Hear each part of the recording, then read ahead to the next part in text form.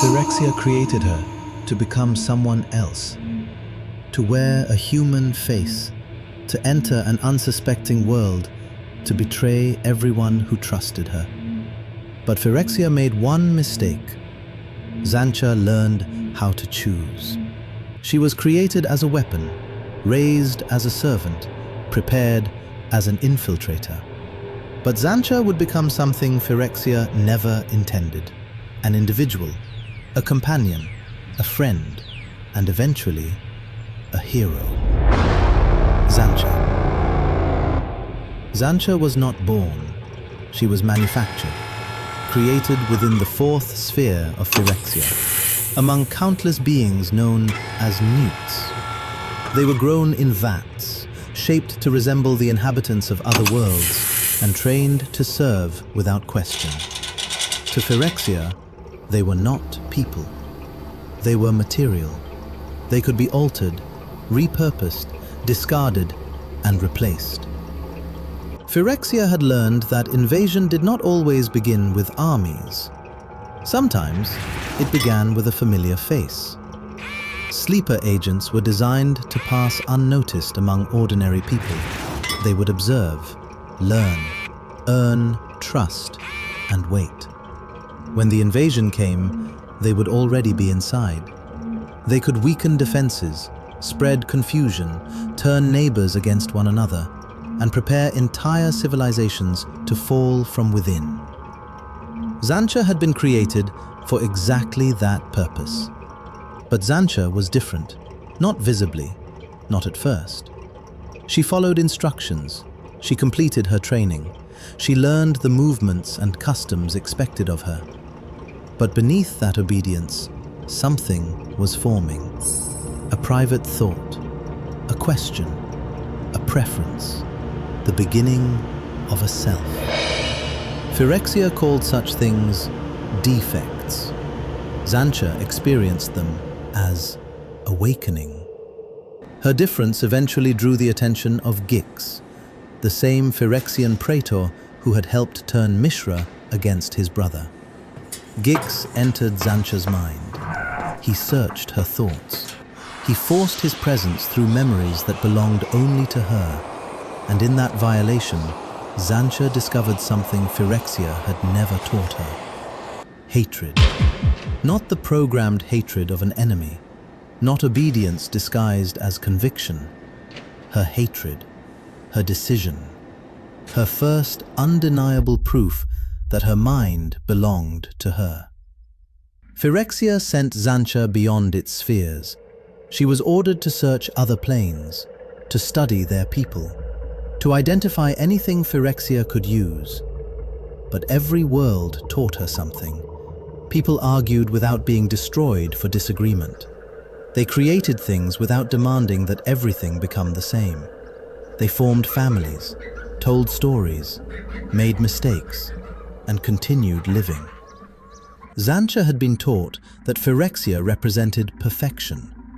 But the more life she encountered, the less perfect Phyrexia appeared.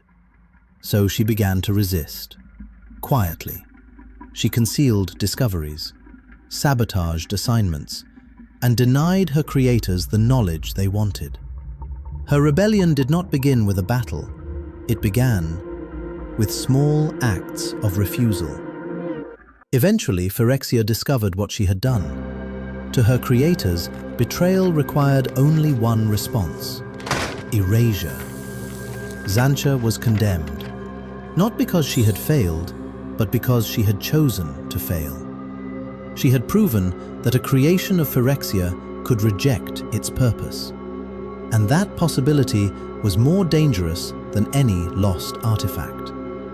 But before the sentence could be carried out, someone intervened. Urza had spent centuries searching for Phyrexia. He found Xantcha surrounded by the creatures sent to destroy her. He saw someone who appeared human, someone hunted by the enemy that had taken Mishra, and he acted. Urza rescued her, but he misunderstood what she was. He believed Phyrexia had captured a humor and emptied her mind. Another victim, another life twisted by the same evil that had consumed his brother. Xantcha knew the truth was more complicated. She had never been human, but for the first time, someone had treated her life as something worth saving. They should not have trusted one another. Urza hated everything Phyrexian. Xantcha had been created by Phyrexia, but each possessed something the other needed. Urza had power. Xantcha had knowledge. She understood Phyrexian customs, its machinery, its servants, its weaknesses, and Xantcha knew how to return. So she offered Urza the thing he had sought for centuries, a path into Phyrexia. Urza believed he had found a guide. Xantcha had found a chance for revenge. Together, they entered the machine world. Urza arrived with all the fury of a planeswalker. He tore through its defenses, destroyed its machines, and descended deeper into its spheres. But Phyrexia was larger than his anger. For every machine he destroyed, more appeared. For every chamber he shattered, another waited beneath it. Urza had expected a fortress. He found a world. A world built entirely around Yawgmoth's will, and even Urza could not destroy it alone.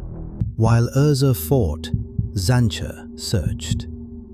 Somewhere within Phyrexia, a piece of her had been stored, her heartstone. It contained more than energy, it was bound to her identity. Proof that even here, among endless machines, something of Xantcha remained uniquely her own. She recovered it, and when Urza's assault failed, she escaped beside him. Xantcha had entered the world of her creation, but she did not leave as its property. She left, carrying her own heart. Phyrexia did not forgive. Urza and Xantcha were pursued from plane to plane. They found temporary homes, temporary allies, temporary safety, but nothing lasted. Whenever they stopped, Phyrexia eventually followed. Urza responded with plans, with weapons, with calculations. Xantcha responded differently. She learned languages, spoke with ordinary people, listened to their fears, and understood worlds in ways Urza often could not. He studied civilizations from above. She lived among them. And slowly, the creation of Phyrexia became the more human of the two. Their flight eventually carried them to Serra's realm, a plane of light, order, and white mana. Urza had been gravely wounded. Xantcha had suffered as well, but the magic that healed Urza could have destroyed her. Serra's people saw Xantcha as Phyrexian, something impure, something that should not belong in their perfect world. Yet she remained beside Urza, waiting, recovering, watching over someone who still struggled to understand what she truly was. They remained there for years, and when Phyrexia followed them again, Xantcha and Urza fled to Dominaria. Returning home did not restore Urza. His body had healed, his mind had not. He remained trapped by Mishra, by guilt, by memories, by the impossible desire to undo what had happened. Xantcha understood that logic would not reach him, so she searched for something else, someone who resembled the brother Urza had lost. She found a young man named Ratepe. She freed him from servitude and asked him to play a dangerous role, to stand before Urza and become Mishra. It was a deception, but it was born from concern. Xantcha was trying to save the person who had once saved her. Ratepe was not Mishra, and Xantcha never wanted him to disappear completely into the role. He questioned her, challenged Urza, and refused to accept that ancient power made every decision correct. Together, Xantcha and Ratepe brought Urza back from the edge. They reminded him that the living world still mattered, that Dominaria was not merely a battlefield, and that its people were more than pieces. In a war against Phyrexia, during that time, Xantcha and Ratepe grew close. She had spent centuries searching for proof that she was more than what Phyrexia had made. With Ratepe, she no longer needed to prove it. Then Xantcha discovered the truth. Phyrexia was already on Dominaria. Sleeper agents lived among its people, in cities, in governments, in places of worship, waiting for the invasion to begin. Xantcha recognized them because she had once been designed to stand among them.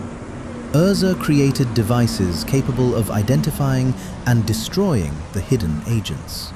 But beneath the conspiracy, Xantcha found someone she knew, someone she had feared since the beginning of her life. Gix. He had returned, and once again he was turning Dominaria against itself. Urza followed Gix to Koilos, to the place where the brothers' war had truly begun. The two fought with power beyond mortal understanding, but Gix began to overwhelm him. The stones within Urza's eyes were pulled from him, and the portal to Phyrexia threatened to open again. Xantcha saw what was happening. So did Ratepe. They understood what Urza could not. There was no machine left to build, no hidden answer, no time for another plan. There was only a choice. And for the first time in her existence, Xantcha's purpose belonged entirely to her. She and Ratepe entered the light together. Their intervention broke Gix's hold. Urza's power returned, and the Praetor was destroyed. Xantcha had been created to sacrifice other worlds for Phyrexia. Instead, she sacrificed herself to save one. When the light faded, Xantcha was gone. So was Ratepe. Urza stood alone again. But among what remained, he found Xantcha's heartstone. Phyrexia had considered her defective. Urza had once considered her merely a victim. But Xantcha had become more than either of them understood. She had learned compassion from worlds she was meant to betray. She had given Urza friendship when he was forgetting how to feel it. And she had chosen her own ending, after a lifetime designed by others. Phyrexia created Xantcha to imitate humanity, but in the end, she understood it better than Urza did.